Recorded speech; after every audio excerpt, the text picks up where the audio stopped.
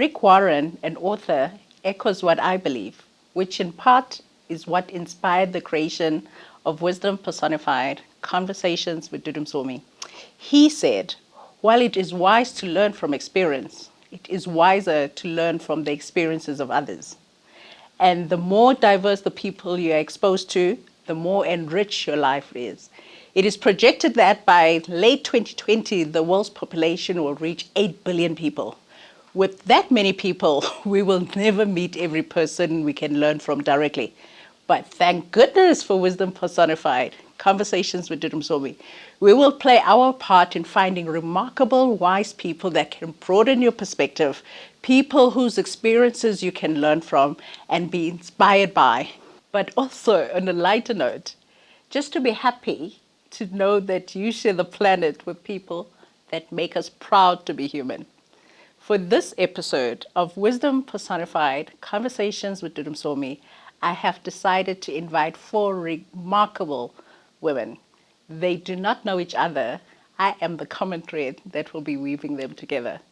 I am looking forward to getting their insights and wisdom as we explore various topics. Ladies, I'm so happy you girls finally made the time to hang out with me. So I know you don't know each other as individuals. I'm the common thread, which is exactly how I wanted. So let's just go around the room first and just introduce yourself and also tell me about your childhood. Do you have siblings? You know, what did you do for your pastime as a child? Growing up. Okay, so my name is Dudu Msomi. Hi, ladies.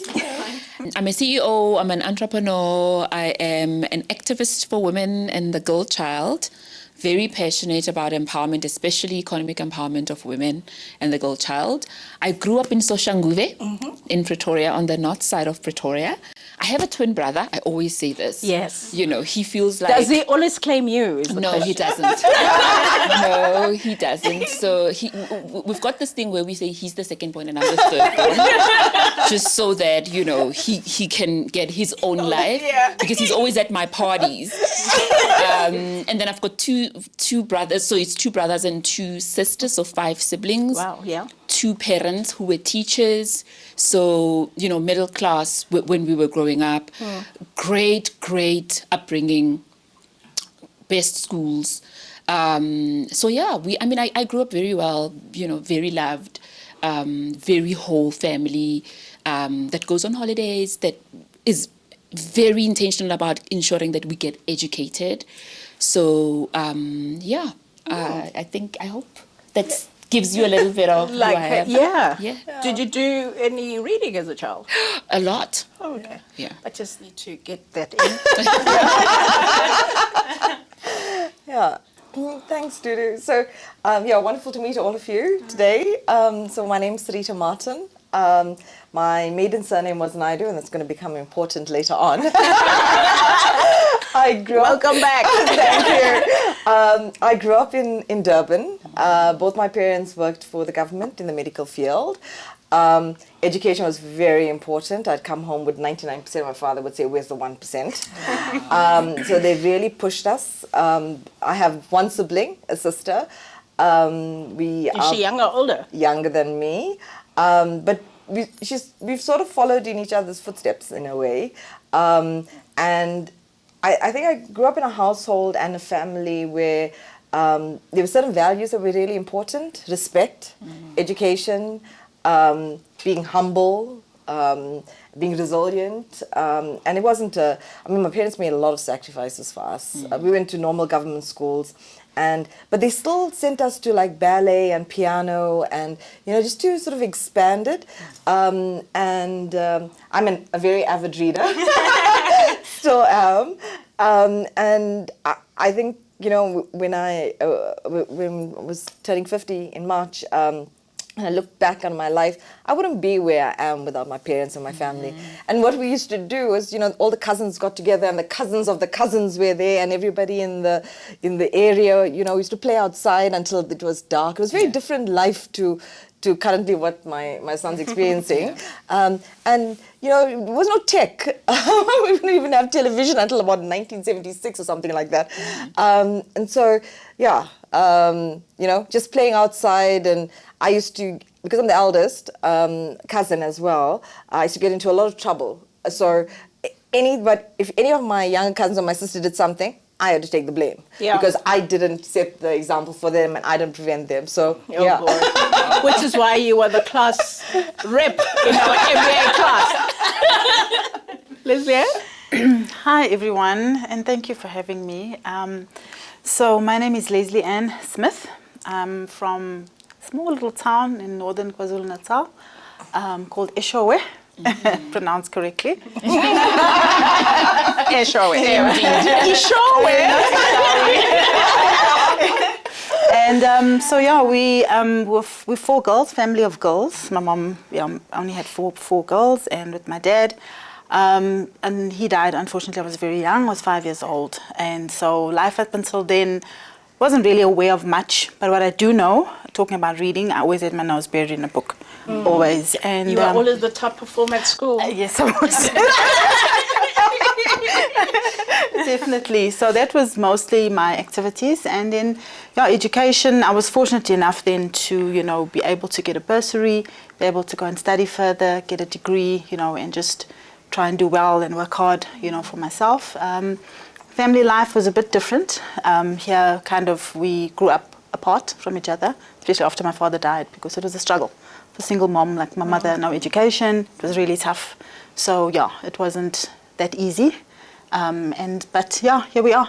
Made it through. Yeah. Made it through. Still pushing, You still kicking. strive. Yeah. You are so Okay, so it's awesome being among so many accomplished women. I feel very privileged to be in such cool company. So I'm Britt Walker. I grew up in Joburg. I come from a very big family, a bit of a modern family. I think altogether we're now 10. My parents each have kind of separate family situations. But I grew up in Joburg, and then I went to Swaziland, or Eswatini now, for school. I went to Waterford Kamhlaba for 4 years. And then after that, I was in the States for 4 years, where I studied. in Chicago. In Chicago, in Chi-town, which was an amazing experience and really formative, changed me a lot, the way I think and see the world. And then in about 2016, I came back and decided I wanted to go into business with my family, and we we focus mostly on greenfields markets, building kind of products that promote financial inclusion at the bottom of the income pyramid.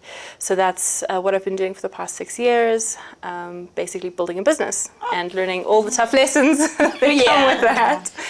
I'm also an avid reader, so clearly in good company. Yeah. That's usually why I ask that is when you look at wise people, it's the one thread. They are avid readers from childhood. So this is perfect to ask this next question, and I'll stop that side to give you a break. What do you think your unique value proposition is? If you were not here today, like after this, you will finish this recording, what will we miss about you? I think probably I've got quite a diverse perspective. I've had a very international background, so even though the majority of my life has been in Southern Africa, I've been in like international schools. When I was in South Africa, I was in both government schools and private schools, and there's a very different environments. And then obviously I lived in the States for 4 years at an international university, and all of those processes, all of those experiences were about problem solving, and really problem solving in a very diverse environment where you have to give people the chance to speak, you have to be able to listen, you have to learn, you have to develop empathy. So I think that I'm pretty good at trying to find a middle ground and trying to find a balance in perspectives, especially with tough conversations. Like I know some of the things we're going to talk about today are some difficult topics for a lot of people, and I'm used to talking about that kind of stuff. It's something that challenges one, and so I've got a diversity of perspective, if I was to put it in 2 words. You, Leslie? Well, from my side, I find that I'm evolving more into becoming a very compassionate and kind person. It's my mantra at the moment, and I'm bringing it into my work environment, to my family, people I meet, anybody. I just find that I love it. I thrive on it. I don't care what level you're on in your field, whatever, but someone needs help and reaches out to me, I'm happy to help them. And certainly just in my team, for example, at work, I find that the harsh approach, I'm moving away from that, becoming more compassionate, trying to figure out what is really going on with you if you're doing something wrong and so on. So I really find, and I just love it. I just absolutely love helping people, you know, and bringing the compassion and the kindness into it. Yeah. Expanding your scientific core. Absolutely. Yeah. Sarita. So when I was thinking about this, I was like, I reflected on what people were saying at a celebration of my birthday recently, and I haven't changed. People that know me for 40 years and people that know me for 4 years all say the same thing about me. They like my smile, my laughter, spontaneity, and I think that I'm the same person in any environment. And you know, Dr. Zeus says, be yourself because everyone else is taken.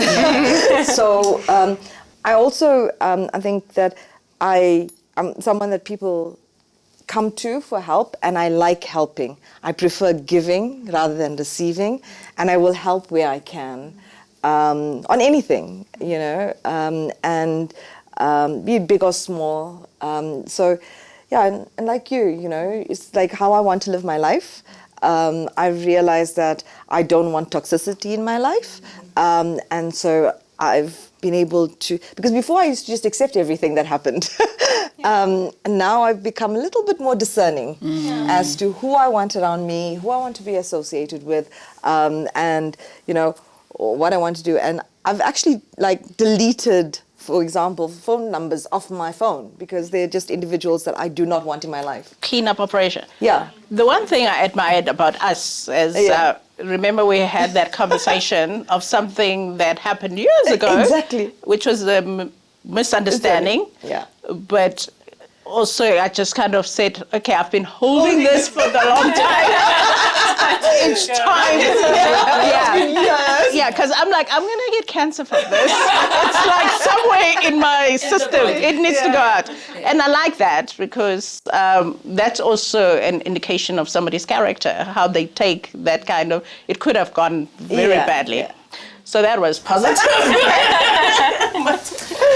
Me, I found a word in the dictionary called exhorting.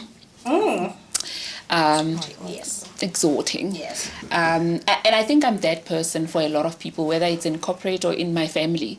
So if you're starting a business and you're looking for a person who's going to encourage you, who's going to have your back, who's going to support you, who's going to buy your first product, you know, I'm that person. If you're going for an interview, if you need someone who's going to do a prep interview and interview you before you go, and in the morning pray over you and, you know, motivate you and tell you that you are amazing, I'm your girl. Yeah. So, I mean, I've seen that I do that for members of my family, for strangers, even when I meet them. It's very easy for me to go up to a woman and say, oh my gosh, I think you've got the most amazing legs I've ever seen. Yes. You know.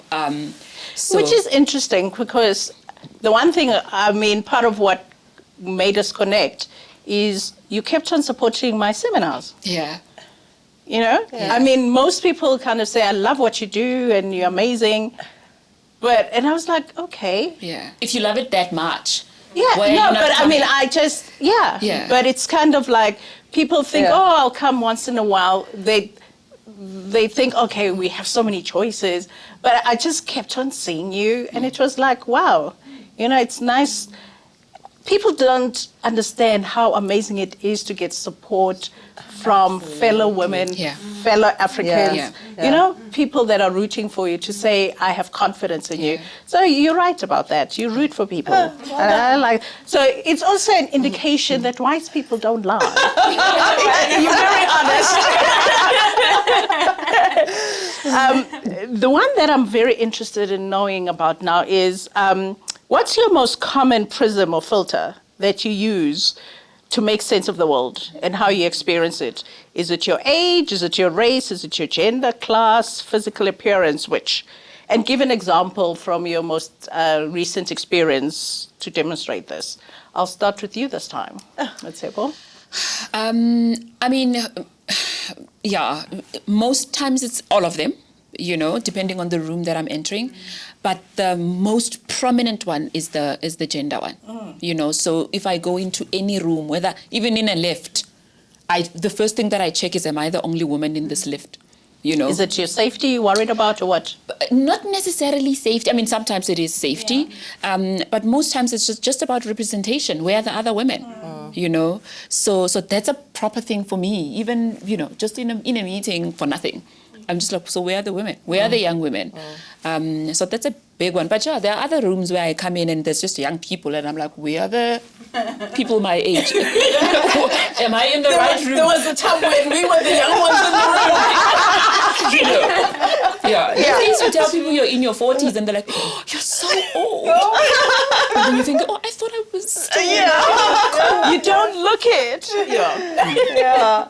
Thanks, Dudu. So I think it goes back to the way I was brought up. There was no room for ego. You had to be humble. You had to treat people as people. And I think that's the filter. So I don't care about your title. I don't care how rich you are or how poor you are. A person is a person. And so that's the filter that I use. I went back to an organization that I worked in, but it was like over a decade since I'd been there.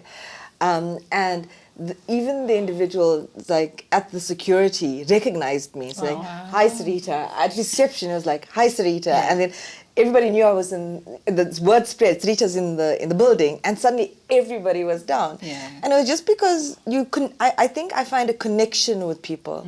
And that was a nice feeling to go back and have that kind. So that's the filter that I use, is that I try to treat a person as a person, irrespective of anything else. Wow. Lesley-Anne, you? So yeah, from my side, it's gender, definitely. I think because growing up in a family of women predominantly, mostly being surrounded by women, having female friends, there were not many men around me, let me put it that way. So it took time for me to get comfortable. But I said, let me work harder to become comfortable, because I'm going to encounter them in work and all the other environments, as I go along through life. And just to give you an example, at the complex where I was living just before I moved now recently, it's a Sunday, I came out of my flat and went to drive to the bank, and 5 guys were washing cars. And they parked right in front of my garage. And I just walked and I said, I want to go out. And then they moved the car. They didn't apologize, didn't say anything, they're just fine. Lo and behold, when I come back, they parked right back again. Wow. Yeah. And so I just said, no, it's fine. And I went and parked in another parking. I left them. So I waited for about couple of weeks. And I saw the guy who was my neighbor, because these were his friends. And I called him and I said, may I speak to you, please? I said, I was not happy with what happened on the Sunday, more especially because I left and then you came back and parked right again in front of my complex. And he says, no, it's common ground, blah, blah, blah. I said to him, what you don't understand, I'm a single woman. There's no way I can have a nerve to go and confront and talk to a group of men. With what's going on in the country today, I wouldn't even have done it. Hence, I didn't address it with you at that time. Because he says to me, I didn't think it was an issue. I said, yes, it was an issue.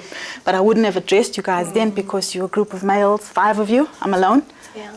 Try and understand from my perspective, so that just shows it's a norm for them, so they don't understand the apprehension that happens in a woman. See it. Yeah. Even if they're not violent, it's and just and it's exactly what he said to me. Oh, no one will attack you. I said, you're still not getting what I'm saying. You're not understanding from my perspective. But anyway, that was it. So that was just my example. Too common an experience. I think this is a very difficult one to pick one, because I think in the situation you're in really determines what you notice first and how you view the world and what filter there is. So whether it is, age is a big one for me. I'm about to turn 30. So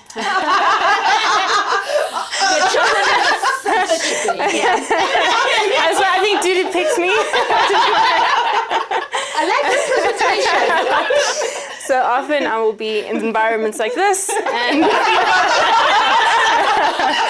and it's like the first thing I think, because it's one of the things, because usually I find myself, especially especially working in business, that you'll walk into a meeting and everyone will be a lot older than you, and you've got to kind of fight. There's ageism you also got to fight with.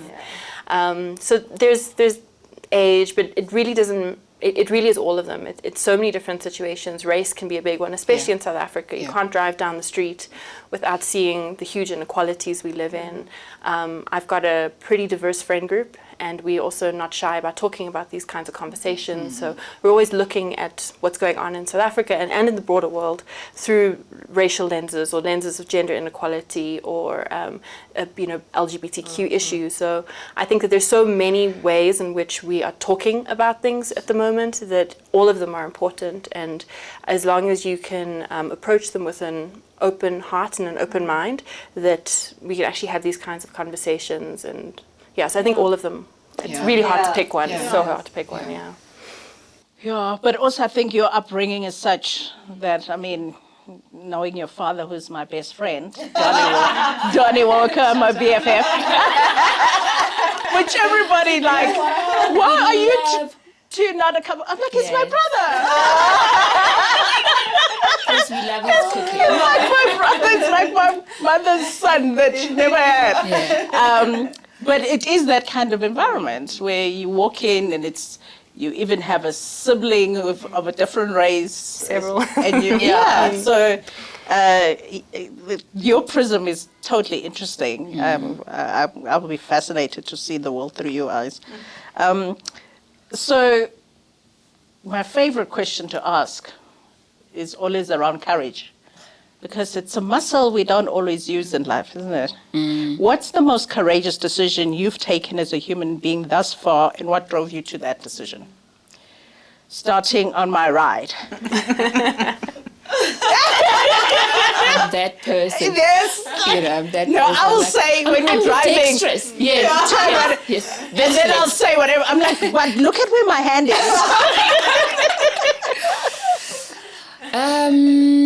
Gosh, I think there's just so many little decisions that you make that are courageous. I've spoken on a lot of big stages where I've never thought I would speak.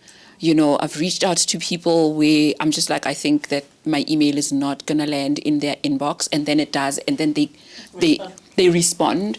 So there's a lot of small little courageous moves where people, don't think that's going to happen, that I've made happen. But possibly leaving my marriage was one of the courageous ones, mainly because of my Christian background, that God hates divorce. So and because we didn't quite have an abusive, fighting, what relationship, it was just that decision that said it's not working, and having the courage to not stay, because we are taught to khotlela, to make it work, and I mean, we had a great life, so even just walking away from the great life was very courageous. Yeah. And starting afresh. And oh my God, don't get me started on starting afresh. It's a proper thing. It is a proper thing. People make it sound romantic. Yeah. And you started a new career. Okay, moving on. So, I fully agree. It's a lot of small, courageous decisions. I think as a non-executive director around the boardroom table, sometimes being the only female, sometimes being the only person of color, sometimes being, the youngest, to raise issues that wouldn't ordinarily be raised, to deal with the elephant in the room, and to ask the question. And then, some people, again, it's that filter through which they look at you and they think, we really don't want you for that. We really would like you to keep quiet. And I wouldn't be, because I'm corporate governance, I wouldn't be discharging what I authentically have to do if I had to listen to that. So there's been a lot of sort of criticism, etc. And I've had to filter through what is meaningful, what is not, what serves me well, what doesn't serve me well. Where's this person coming from? Are they coming from being difficult or not? And then similar to you, after 26 years of marriage, I got divorced last year. It was the best decision of my life. I feel so liberated. I feel so in charge of my own life. I have, like Dudu was saying to me, I love my son too much. I have a 12-year-old son that I completely adore. And, you know, I just feel like I've got this new purpose, this new sense of, you know, joy and contentment, and it's a wonderful feeling, because it was unlike you, it was a very toxic relationship, and it took a lot of marriage counseling and psychologists and this and that, but he doesn't want to change, and I had to make the decision for my own sanity and the welfare of my child, and it's been coming for a while. It's been coming for 20 years. Wow. And then it happened. And as I said, I love my life now. Wow.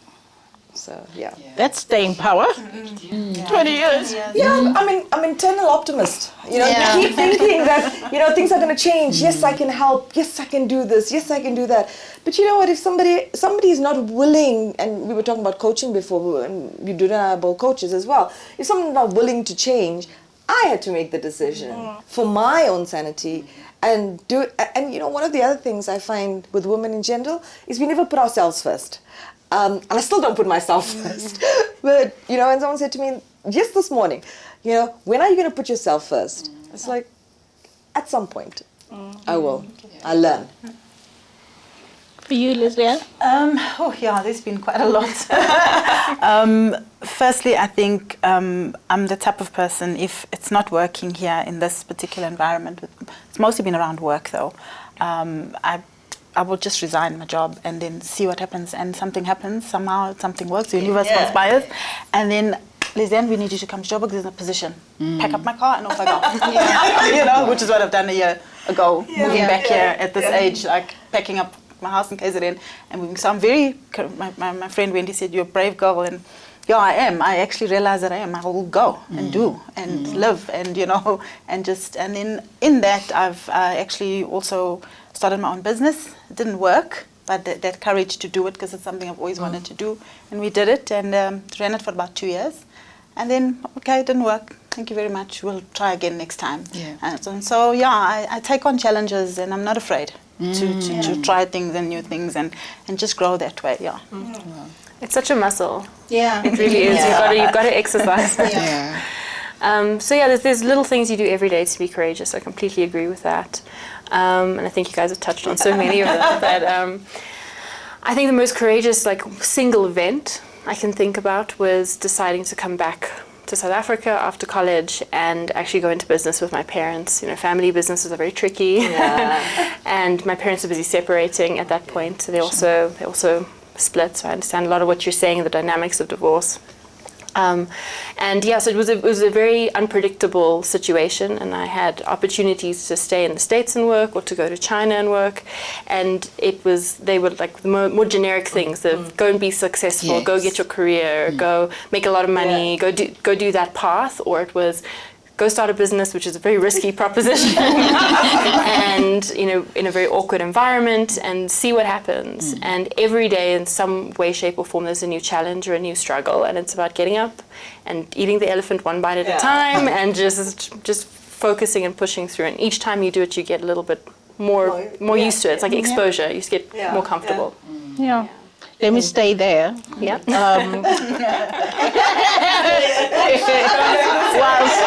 And just ask you this one. Do you believe in the phenomenon of white privilege? And how do you interact with that concept in your life? 100% believe in the phenomenon of white privilege in two perspectives. From my lived experience, I'm a beneficiary of white privilege, undoubtedly. My family is a product of generations of education and exposure to resources, and you know, I see in the comparison to some of my other friends who I met at college, or friends I've known my whole life, that they're like first generation educated. And there's a huge difference in what that does in terms of kind of like the historic, you don't realize what gets passed down each time. Privilege compounds over time. So gosh, do frame that. it does, and it totally does. And I've gotten away with things that I wouldn't have gotten away with if I was a person of color, or if I had been somebody who was poor, or if I had been in a situation where I wasn't as privileged. So I think from my personal experiences, yes.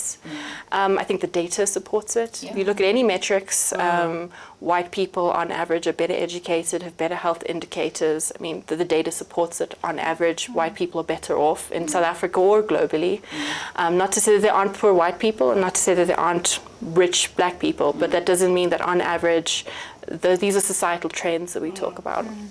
Dealing with it in terms of how I conduct myself has been a huge kind of thing I've thought about very long and very hard, especially coming back to South Africa where it's front of mind. When I was in the States, it's different. You're in a country where you're no longer in the minority, you're now in the majority. And the reason, one of the things I think that the States can get away with racism in the way that it does is because black people are in the minority, and it's not, even though they have a very loud and powerful voice, it's not something, it's very easy to walk into a room and not see a single person of color.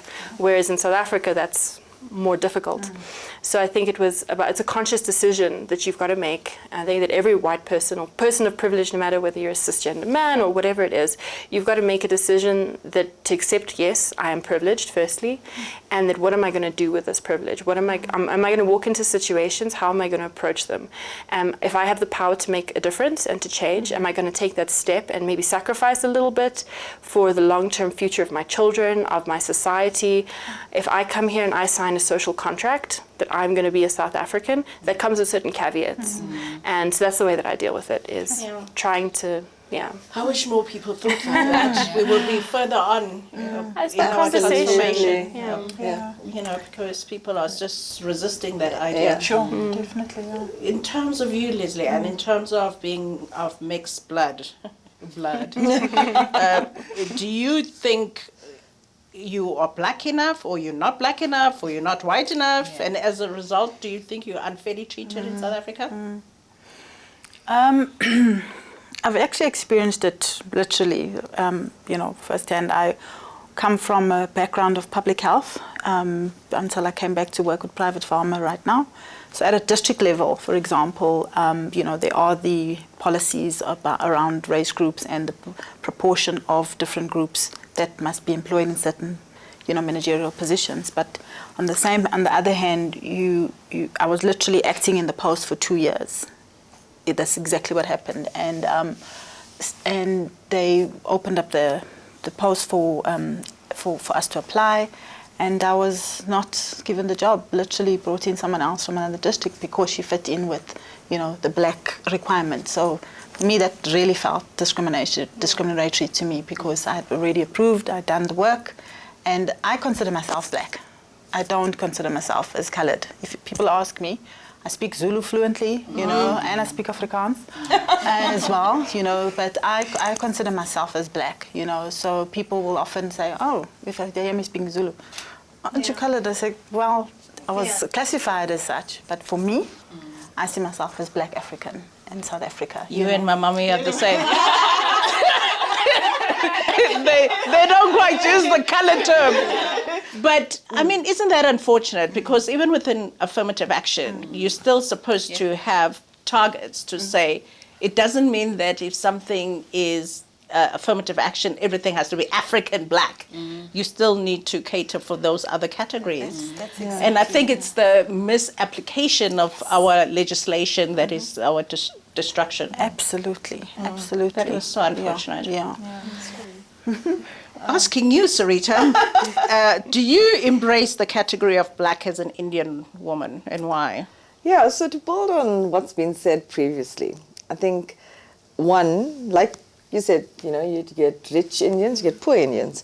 I was brought up in a middle-class family. My parents worked really hard. We were not wealthy. My father believed that every generation must do better than the next, and education was your part to achieving that.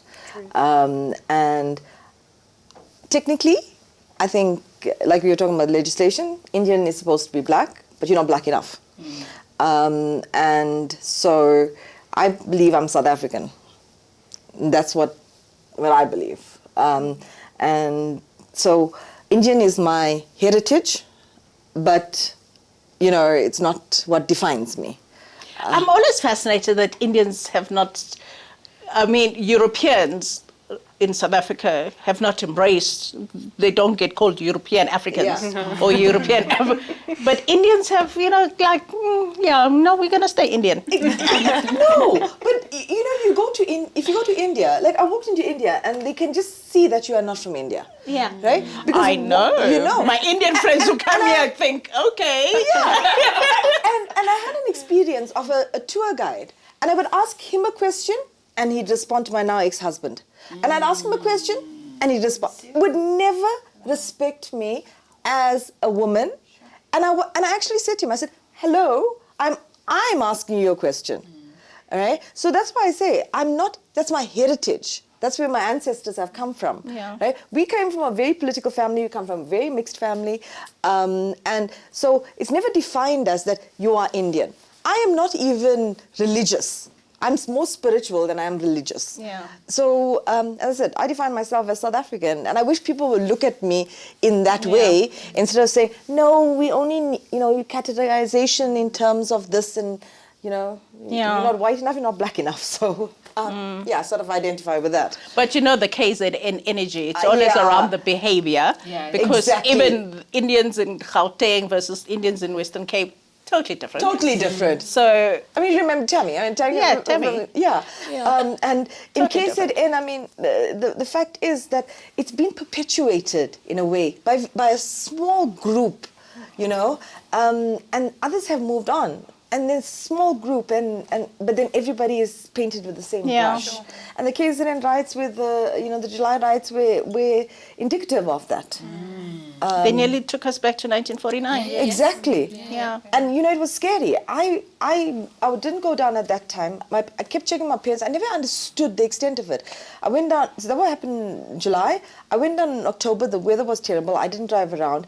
November, my mum and I took my son to the beach, although there was E. coli level, so we couldn't. And then I took another path because the roads were damaged, and I saw the extent of that damage. The fires that had burnt out buildings, and I then only did I understand the fear that everybody was feeling. And remember, we even had one of our MBA colleagues that was telling us what was happening in the Kloof area. Yeah. Right? I sent you You a sent video of yeah. people who are passing through our suburb. Yeah, even that's about food. Yeah. I mean, sending food. I mean, you and I were having a discussion. You were offering to send me food. Yeah, Thank you very much. My gluten-free and my dairy-free stuff. Thank you very much. So we're almost like winding down, but I am very curious to know, as an African female, especially a black African female, do you believe in the concept of a concrete ceiling, and why? Yeah. I mean, I mean, it used to be called the what? The glass ceiling. No. For white people, it's the glass ceiling. Yeah. For Africans, it's the concrete. Yeah. We don't even see the feet. Yeah. That's exactly what I wanted to say. That it used to be called the glass ceiling, and I'm like, no, it actually wasn't the glass ceiling, not for us. It's proper concrete. I mean, I don't even want to go to the numbers, because there's lots and lots of studies that are done every year where we just go and show that, on your C-suite, on your boards, senior management, black skirts don't exist there. Yeah. And it doesn't mean, I mean, we did a project a couple of years ago where we were trying to show that the women exist, to have a database of the women, because the excuse that you get is, where do we find them? Yeah. And we are not visible. we are not, melanin Yes, is not popping we enough, just, clearly. We're blending into the background, Yeah, okay. But also that when you then get Dudu to then sit on one particular board, you then, place Dudu in 16 boards. Yeah. And then you count Dudu 16 times, Yeah. while it's just one person. Yeah. So it exists. Yeah. We literally have to work. So the unfortunate thing, though, ladies, is that even though we're all women and all shades of black, is that I literally have to work. Black and white. And white. I mean, you're like into the background. You're like a spectrum of everything. Yeah. With your family background, you could choose to be whoever you want. But honestly, though, is that I have to work harder, you know, and I don't know their lived experience, but as a black woman, I have to work harder than all of you. I have to show up double.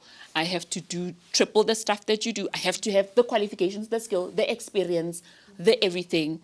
And still drive 30 kilometers out of town, you know, to go home and be a wife and mom. So yeah. But also, you're not just proving yourself to other races. It's your own people that also don't have confidence Now in I'm you. representing the whole black community.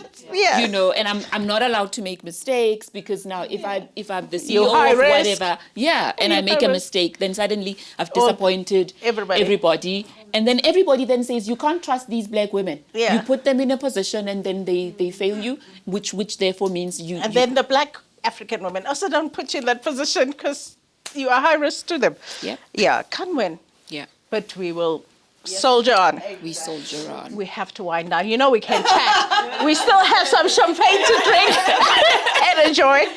So as my final question, and we're going to use this as a wrap-up, as a female, are there any parts of your personality or character that you suppress so that you are more acceptable to the people around you, whether in relationships or in work? What are those areas and why? And then also just as a closing, just some wisdom that you'll leave us with. Okay, so this question I find a little challenging or problematic, because I think that as people, men and women, there are certain traits that we classify as these are feminine and these are masculine traits. And these are acceptable in some situations and these are not acceptable. So I find that the trait that's feminine, that often I feel needs to be suppressed in a situation where you want to be taken seriously, is emotionality. It's very hard to be emotional or upset or to feel what you should be feeling in a moment and to not be judged for it. There's almost like a film or a ceiling we have to put between us and our feelings and how you react in a situation, and this level of control. And I feel it also, maybe it's a generational thing as well. I think older generations are very, very uptight when it comes to dealing with their emotions, like my grandparents and even my parents, versus younger generations kind of let it all hang out. But I think that this is something that's classified as a female thing, where it's actually everyone. Everyone feels emotions and feels things, but there isn't a place for that especially in a professional work environment. Obviously, you need to be practical about it, but I think that sometimes that gets suppressed, is being a genuine person and actually feeling what you're supposed to be feeling. And it's okay to be upset about something. And it's okay to be really happy about something. You don't always have to be a robot. We're not robots. And I hate that this is something that's called female, when it really shouldn't be. It should be something that's called human and genuine. So yeah, that's my feeling there. And I don't know about wisdom, but I think to be present in the moment. I think that we are spending so much time thinking about the future and what's going to happen. We're in such a turbulent time in history and as a society in general, and we spend so much time focused on the future, or so much time focused on all these mistakes that I made, or in a virtual reality like Instagram or wherever, that we're not actually being present and actually experiencing life. And life is about the struggle, and it's about the now and the actual, like, what's happening to you. And if you don't have that, then you're not actually living. You're just kind of waiting or reliving. It's not. So that's my wisdom, I suppose. See, 29 is also very wise. I love it. I absolutely do. So as I've, been evolving and becoming more self-aware, certain things that you did or actions you took as a younger person, I wasn't even aware that this is what I was doing. So I found now that I would suppress my opinions with my friends, my family, boyfriends, whatever. And because I realized with the harsh wake-up call, I'm actually a people pleaser, because I wanted to be liked and I wanted to be accepted, and so hence I withheld stuff, So it's something that I have to work on. I'd really want to be, but not like rude or whatever. But it's definitely something that I'm really trying to work on, and I'm seeing it. Times when I do venture out a little bit, I don't get rejected. So actually, it's okay, So that's that part. And then from a wisdom point of view, I'm finding that gratitude, being grateful for every little thing ties into a bit to what Britt is saying about just being aware of every little thing. And I'm literally nitpicking small little things like, okay, I got you on time today because I was a little bit late, and, so thank you, whatever it is, the small little things, and it actually compounds that you then just become. So that's what I'm encouraging and saying, even with my family, saying just be grateful for every little thing, opening the eyes in the morning, whatever that we can sit. Yes, yeah. Yeah, that's amazing wisdom, and I can totally relate to it. So I think for me, I agree with you. It's about, being categorized as a woman, and there's certain emotions that are attached to a woman, and not being able to just be myself. And I mean, you've known me for a long time. I am who I am, and that's the realization that I had to come to. I am who I am. I have, I've got certain strengths. I've got certain areas I need to work on. I've done a lot, even through the coaching programs. I've learned who I am, what I stand for, and more importantly than what I do want, what I don't want in my life is more important. And that toxicity and the negativity and the immorality of people and the unethical behavior, and I've chosen to do away with those people. That's why I say I've deleted numbers. I keep in contact with who I want to keep in contact with, and I'm starting to be, I'm Sarita. That's it. And you can have an opinion about me, and that's really fine. That's your opinion of me. It's you seeing me through your filter. But I know who I am, and I've done a lot of work on myself to understand who I am. And I'm not perfect by any means. I'm not a perfect mother. I'm not a perfect person. But I'm me. So that's really been... And you're talking about suppressing. Someone in a board meeting said to me, Sarita, you're always smiling. I said, yeah, that's what people remember. But that's who I am. And they say, well, you have good questions to ask, but you smile when you ask them. And so the other people around the table don't take you seriously. And I thought, wow. And then so now when I have to ask a question, I don't smile. Then I get messages to say, why are you frowning? Why are you smiling? Yeah, because people know me as me. This is Sarita. This is who she is. But can you see It is sad. If you're gonna be a serious business person, you can't smile. Yeah. Which is why I sometimes in a lecture hall, when I'm like, I will hop. And they look at me. I'm like, exactly. Be childlike. It doesn't take away my intelligence. No way. Just to break or the wear stereotypes. A dress or whatever. I don't have to wear pants and things like that. So I really enjoy being me at the moment. And I've learned to take what I can take out of what somebody's view of me is and decide whether I want to accept it or not, because I understand who I am.